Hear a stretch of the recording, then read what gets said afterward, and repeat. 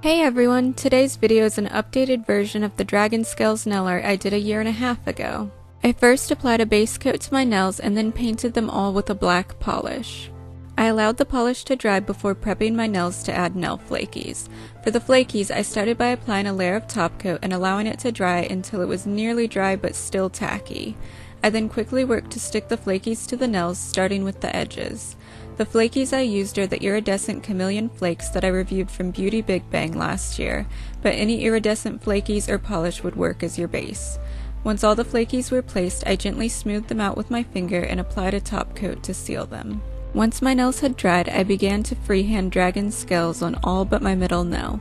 I started by using black acrylic paint and a detail brush to paint a small triangle in the middle of each nail at my cuticle. I then extended new triangles on each side of the first, forming the points slightly lower than that of the first triangle. I just continued following this pattern as I went down the nail, creating a bunch of scales that resemble heart shapes. I then went back over all the scales to make the black more opaque. After I had finished all the scales, I moved on to the eye on the middle nail, which is a bit more difficult to paint. I started by painting a white almond shape toward the middle of the nail and outlined it with black.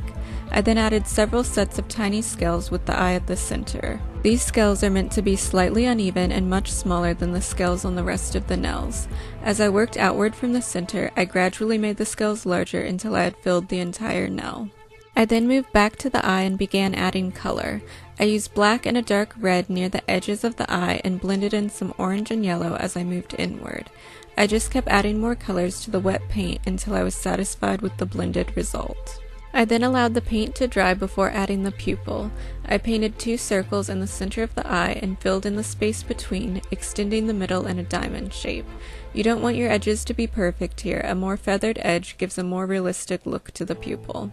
Lastly, I finished up the eye by adding some more black and gray to the edges and let everything dry. To seal the design, I added one final layer of top coat. I hope you all liked the new version of this design. Be sure to leave me a comment letting me know what you think.